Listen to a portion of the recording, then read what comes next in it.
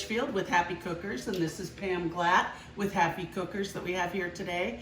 And this is Chris Franz.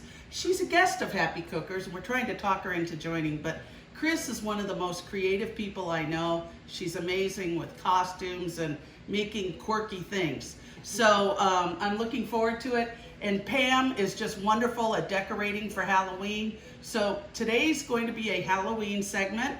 We welcome you. So today's going to be a little bit different. What we're going to do is to do several pretty quick clips of cooking things for Halloween because we wanted to include several things. So Pam over here, she's got a Lloyd's barbecue ribs. They're already cooked. They're perfect. And so you buy 2 of them to put onto a tray. And we're going to make a dead man's ribs, okay? So Pam and Chris, would you please place the ribs onto the tray? And Chris, can you explain, because you did this for a Halloween party that was at our house once.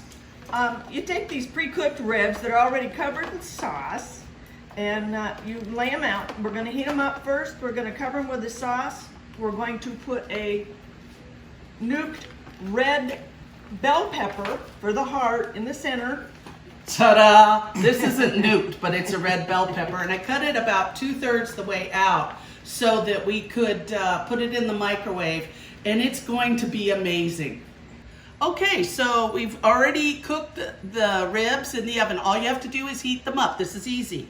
Then you stick the heart in the middle, and then what else do you do? Yeah! And you put it in, and serve it that way. Isn't that great? Easy recipe. Okay, we're going to make some jalapeno mummy poppers. They're pretty easy to make and not too many ingredients. It's pretty simple. We're going to start with some jalapenos that I bought by the pound. You have to be very careful when you're working with these. Make sure you use a pair of plastic gloves and make sure you get out all the seeds and all the pith. That way it won't be too hot. But if you want it hot, go ahead and leave some of that pith and some of the seeds in it. So we're going to start by, it's a 2-step process. First you prepare the jalapenos, then you do the filling. And then we're going to wrap them with mummy dough. I'm going to call it mummy dough. So what do you have in your filling? My filling is cream cheese and jalapeno jack cheese, about equal amounts. And you just blend them together, and we're going to go for broke. We're going to go ahead and take a spoon and fill them. I shredded my cheese, and that's what it looks like. So, and here's our filling already ready to go into the jalapenos. So we're going to fill the jalapeno, and if you're really sensitive, I'd wear plastic gloves. I wore gloves preparing the jalapenos. So you generously fill them with that mixture? Yeah, I just do that. The next thing I'm going to do... Okay, I tell you what, Pam, can you help Chris with that? The next thing we're going to do is we're going to prepare the jalapenos for their little wraps. And I took some of the crescent roll dough. You can buy it by the sheets, or you can buy it by the biscuits and just press them together. So you make a sheet, you lay it out, and I use a pizza cutter to cut these little strips. Just very light pressure, make them nice and straight. And then you take your pepper, your stuffed pepper, and you wrap your biscuit dough around the little pepper like so. When I did this, it took 3 of these strips. And you want to leave a little window for the eyeballs.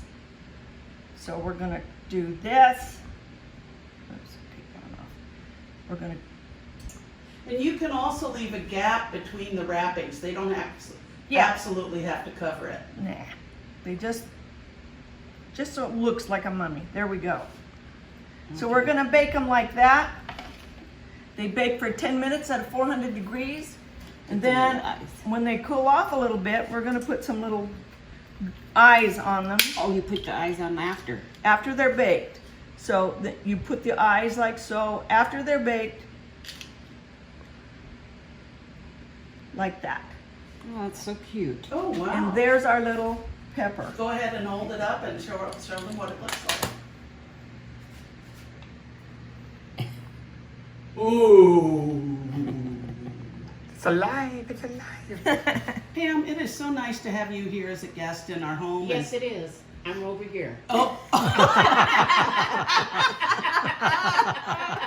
Keep going. Oh my God. Okay. Chris, it is so nice to have you here as a guest in our home. And Pam, it's really awesome to have you as a guest in our home. But, you know, we are happy cookers and we do laugh a lot, especially between takes. So Chris, I gave you a recipe for pumpkin soup and we're trying it out today. Why don't you tell us what's in it? Okay, our pumpkin apple soup is got 4 slices of cooked crumbled bacon, onions, a cup of onions, 1 stalk of celery chopped, 1 carrot chopped. That's a big carrot. Yes, and apple cider and a fourth of a cup of white wine. So we're all going to put all this mirepoix into the pot and get going. Cool. Let's go over there. Oh, you turned it on. Left one. There we go. That shoulder doesn't work too well. Okay, so that's onions, celery, bacon. And we have garlic coming up. Garlic. It's in Where's the saran. garlic? It's in saran. Oh, in saran wrap. Okay. And then, The apples also go in. oh, I better not put the plastic wrap in. Not good. Okay. And we've got fresh herbs from the garden, bay leaf and thyme. You can stick the whole thyme stem in there and the leaves will fall off the stem, Chris. Okay. And then you just pull the stems out as you serve it. Okay. Well, before you serve it. And this is, how much garlic did you 1 say? clove. 1 clove. She's such a handy dandy prep person. 1 clove of garlic, and then we're going to just cook this a little bit, and the next addition will be What would you like? the apple cider and the wine. There goes a little apple cider. Mm-hmm. Does this go for chicken stock? Yes. Gosh, Chris, this smells so good. Oh, wow. Can you smell that wine in there with the bay leaf And the bacon. and the bacon? Oh my God, I wish you could smell it. It smells like fall. So what do we add now? So now we're going to put in the chicken broth, and we're going to put in You're the gonna put in 2 boxes of chicken broth, 8 cups, 2 quarts. And 2 quarts. And we're going to put in 2.5 cups of pureed pumpkin. Or 2 14, 15 ounce Yes. cans. Yeah, we went over ounces last night, didn't we? Yes. And if you want to make this for Halloween or you want to make it for Thanksgiving or whatever, I would suggest you go early to your grocery store of choice because when I went to the store, they were out of it. And Pumpkin, that is. pumpkin, canned pumpkin. Also, I would say with the chicken broth, I really like bone broth. It has more flavor and more protein in it. And that tends to sell out. So rather than waiting till the week before the event, I would make sure I go 3 or 4 weeks. Where did you find your pumpkin at? I found it at Aldi. Okay, and where did you find your pumpkin at? Top of your Oh, the top of my, okay, I got mine at Albertsons, but I had to wait till they restocked the shelf. And by the way, I'd like to, come on over here, Pam. I mean, Chris. I'm having a rough day. I feel like I'm right at home because my mom used to say that. Oh, wow. I'm sorry, girls. Anyway, I wanted to thank Albertsons for their super kind support to Happy Cookers. Chris, they look great. Can you believe how well they turned out? 400 degrees. For how many minutes did you say? 10. 10? 10 minutes. 10 minutes. Oh my gosh. That's amazing. And now all we have to do is stick the eyeballs on there. Yep. Wow. They're beautiful. I gotta, whoops. Chris, this is not hot. Can you put that over there? Thank you. And while that is cooling, we're going to let the soup simmer for 1 hour so that it gets all the flavors blended and melded together, right? Yes. Okay. Pam, I really love a little bit of whimsy at Halloween, and you have been one of the funniest visitors at Halloween. I'll just let you guys guess how she dressed, but every time her costumes, whether it's Halloween or the Mad Hatter's Ball, have been incredible. So, here's what I want to do. I want to make bones. Ooh. They're actually meringue cookies. There's the Even the wolves. dog likes The them. wolves are out. Okay, so what you do first is you put the egg whites in the mixer, and then you add a little bit of cream of tartar, about 1/4 cup for every 3 eggs, and then you add a pinch of salt. You whip it up a little bit, and then you add in a 1/2 cup of sugar for every 3 eggs. And at the very end, you add in a teaspoon of vanilla extract. I like powdered vanilla, and I get it at a specialty bakery store, but you can use vanilla extract. Is that stronger or what? I don't like to add a lot of liquid to my egg whites, so every Oh, I time I see. can avoid adding any liquid, I do that. And you preheat the oven to 225 degrees. And then what we do is you set up parchment paper on one of these cooling sheets. And this one is made out of stainless steel, and I actually got it at Home Goods, of all places, and it's just a wonderful one. And so then you take all of your egg whites after they're whipped super stiff. And Pam, if you would put your hand on this so it doesn't slip when I do the first one. And you put them in a large baggie and you cut the tip off. And then you make a couple of blobs. And then you do the leg of the bone and the bone. So you try to get out that tip on it so it doesn't look like 4 breasts on a leg. Okay, you wanna try it? Okay, that's a nice big blob. Do one right next to it. Bigger blob. There you go. And then real thick leg. There you go. Big blob and a big blob. And then try and take some of those tips, flatten them out a little bit. That's it. That's what happens when you get really stiff egg whites. They work. Yeah. Okay, so you do as many as you can, and I used 6 egg whites in my recipe, so I doubled it, and I was able to make generously sized, probably about 18 bones. I know you're supposed to be able to make more, but I think they used a magnifying glass on the picture. And anyway, you have to cook it in the oven for an hour and then let it cool in the oven with the oven turned off. Egg whites and meringue are funny guys to work with because you want them crunchy, and thank goodness the humidity has been very dry lately, although today it got a little cooler. Do not do this on a summer day with high humidity. It won't work. So anyway, we're doing this, and as soon as she's got that done, we'll put it in the oven for that hour and 15 minutes at 200 to 225 degrees.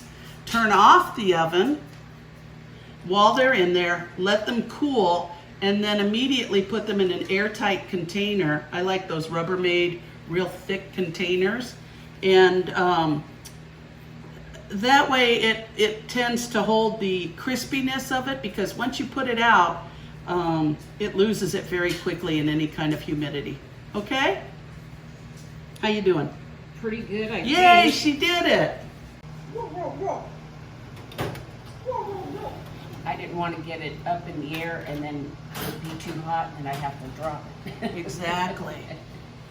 Okay, so they don't look much different when they come out, but what I'd like to put on ahead of time are some sprinkles and powder to make old.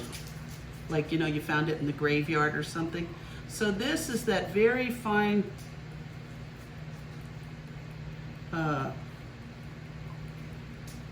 Oh, you do that before you... yeah.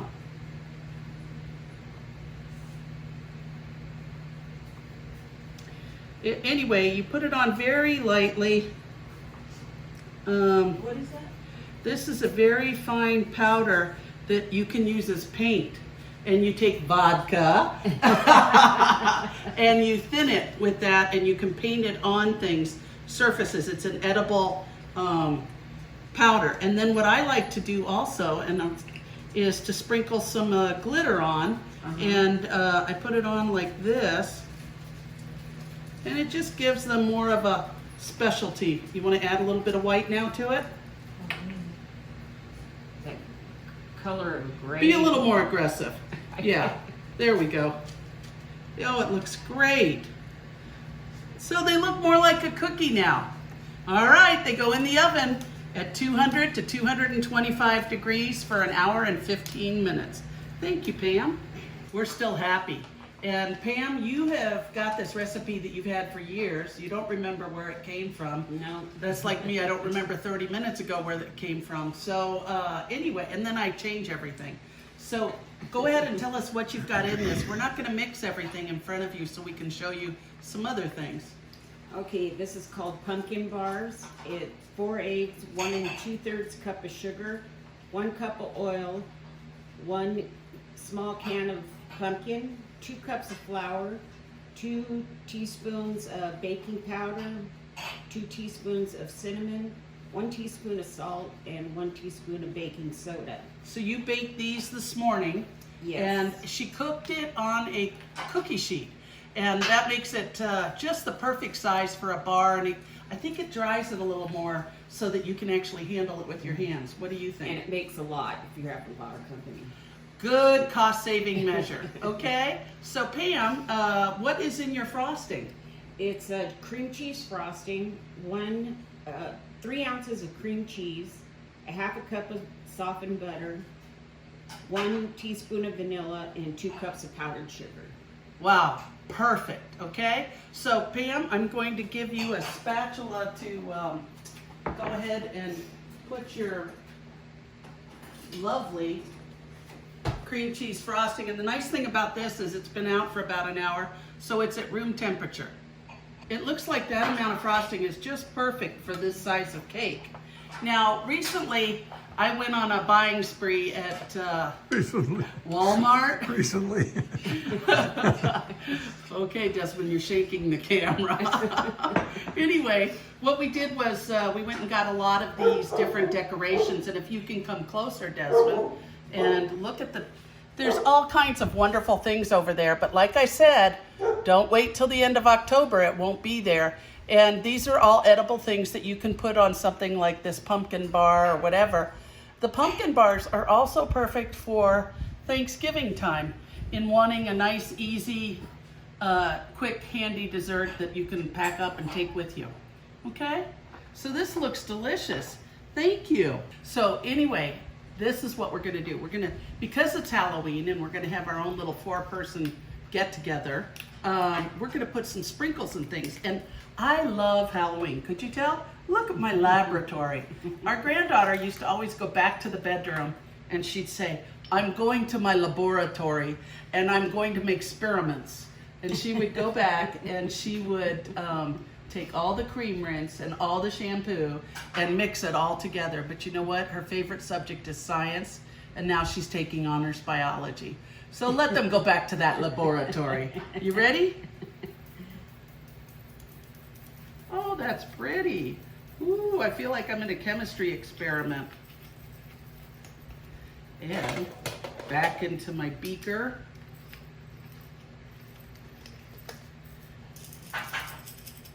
I just think sometimes it helps when you've got a lot of things that you have contrasting colors, especially for a holiday as festive as Halloween. All right, back to the Speedy Kitchen for Halloween. I made a couple of things ahead of time. One are these delicious, Desmond, can you come up close? These delicious chocolate fingers. Don't they look decadently evil? And that's just green melting chocolate poured into a form, then dark chocolate poured into the form over the green chocolate with 1 almond for each fingernail. And let's move on over to here. And Pam, if you could hold one of these up. Oh, she would pick the double one. And these are pretzel rods, super cheap. You put them into semi-sweet morsels that are melted or melting chocolate, whatever you want to do. I did a combination of both. And then a little bit of white melting chocolate drizzled over the top. And you know, sometimes when you get shaky and arthritic, you don't exactly have the prettiest blobs, but they're pretty darn good. So I'm going to show you a little bit of how I did the pretzel rods. First, I melted chocolate, and I put it at an angle like this so that I could get way down the rod. And then what I did was I drizzled off the end so that I wouldn't get too much on it. And I rolled it over a combination of Heath Bar Crunch and Butterfingers. And then I drizzled the white chocolate over it. But I'm going to try something a little different today. And these are the molds that I used for the fingers. And I'm just going to try and first drizzle some chocolate into the form. I probably should have had this a little more prepared, but I just thought of it.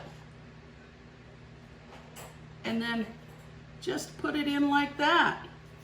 And go ahead and go down the entire row, and then it sounds kind of gross, but you can suck on somebody's finger. Okay? So Pam, what do you think kids would do if they got that? Oh, they would eat it up in a second. Since they can't go trick-or-treating probably this year too. Well, that's what I was thinking. And there are so many families that are going to have to do something creative, because truly, America does celebrate Halloween, and it really is a fun expression for children, but even for adults. Happy Halloween.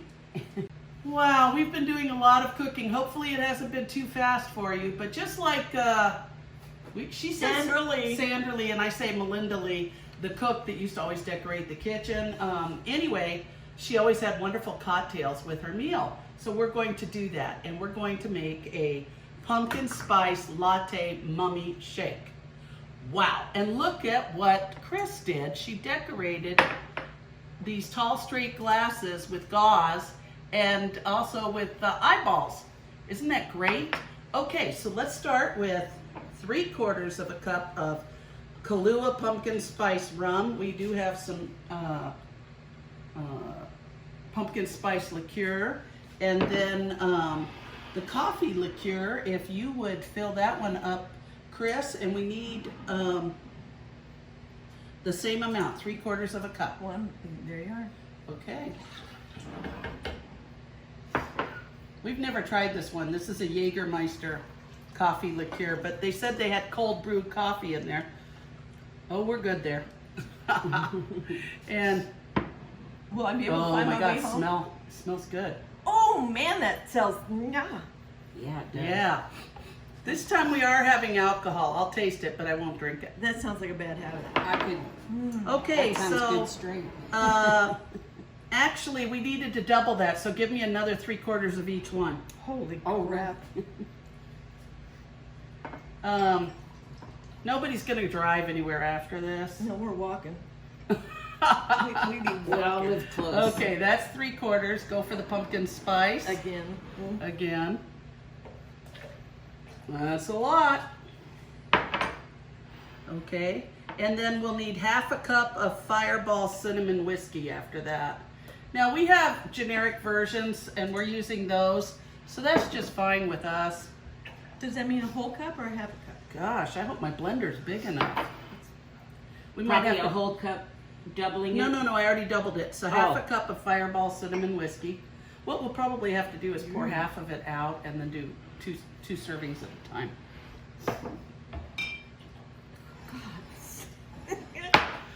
I kind of think this recipe might be a little bit heavy. Yeah. That's And 1/2 cup of Bailey's Irish Cream.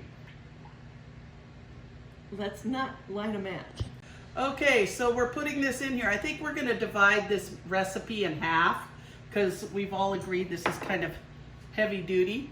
Okay, we're adding 3 cups of ice cream to this. What we found out was we had way too much liquor in there and we halved it because it just would not fit in the blender. And we also realized maybe the people that wrote that article were a little bit more of a drinker than we are.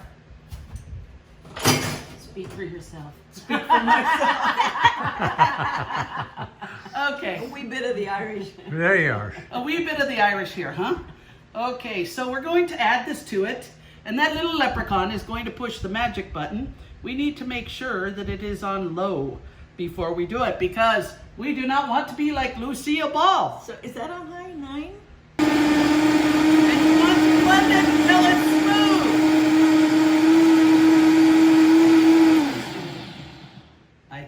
might be just perfect. Nope. We've got a lump in there. We've got a little I got a lump. lump. You know, it didn't look that frozen, did it? Well, just around the edges. Maybe that's why they said to put the ice cream in first. Okay. Mmm.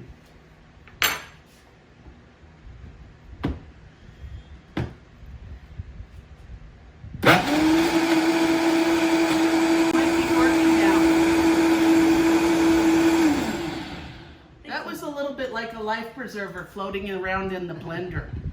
Okay. So, ladies, would you like to pour that into the mummy glasses? Go for it. Okay. I don't see any lumps. Holy cow, put your nose over that. And if you would only fill the mummies up 3/4, that way we could have a wee bit. Up to the eyeballs. Up to the eyeballs. Oh my. Now what? The others get a little bit. No. Okay. Yeah, that's about my amount. Oops. Can I taste it? Can you? Okay, let's try it, ladies. See what it tastes like. Aw. Oh yeah, give her the last part. All right, you want to hand that to me? Thank you. Okay. Okay, let's see what it tastes like. Cheers, honey. There's no clink. Clink. I would say that's pretty amazing. Oh, you know what we forgot? Oh dear God. It's too good to be good. I mean, too good. Ladies, you know what I forgot? The whipping cream. Did you drink so much your eye fell out? Yeah. Here's looking at you, kid. Oh geez. Oh, wait. A little bit of cinnamon dusting. Isn't that just the nicest finishing touch? Bon appetit. Bon appetit. Mmm. I'll have that again. Okay. Yum yum. Okay, good. Let's get this out of the way. And we're on the last one in the soup. All right, now this soup is boiled down to a soft pulp. And we decided we wanted, rather than having it lumpy, we wanted to emulsify it with this great little immersion blender.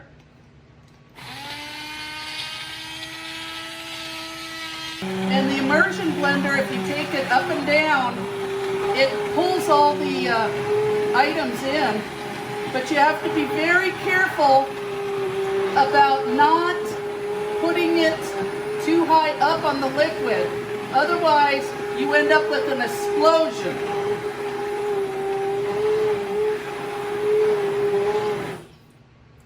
And there you go. So we forgot to add an ingredient. I made this gooey cream, not cream, but sauce.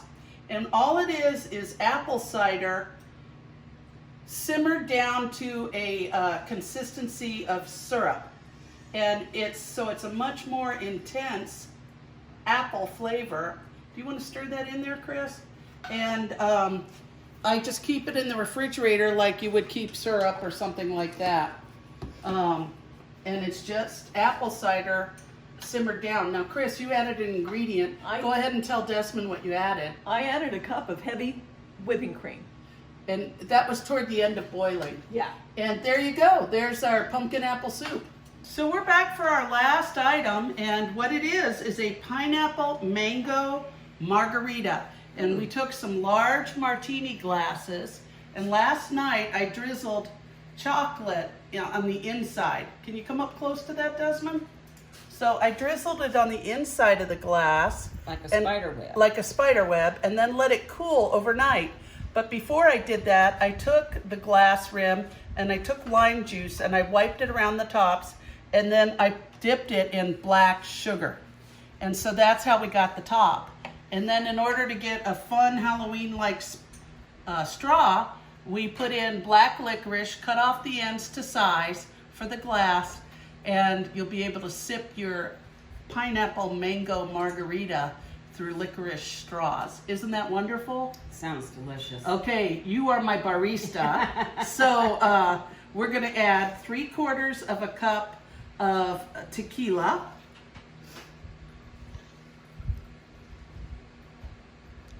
She's so specific.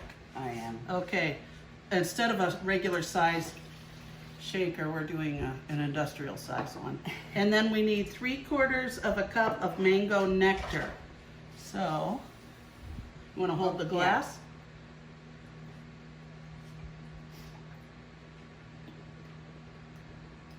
And I got this in the Mexican food section. Okay, 3/4 of a cup of pineapple juice.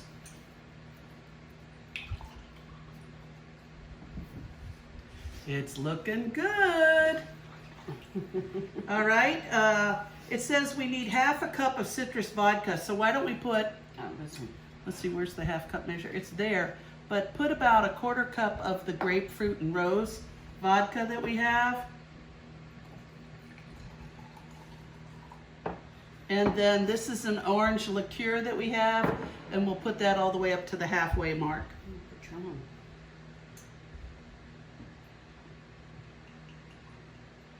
Well, I look at it this way, when I actually do have a drink, a sip of the drink, You want it good. I want it good. Okay, and so we're adding that 1/2 cup combination. And then we have 4 tablespoons of fresh squeezed lime juice. Oh, yummy, baby. All right, and then, no, we're not using Oh. that.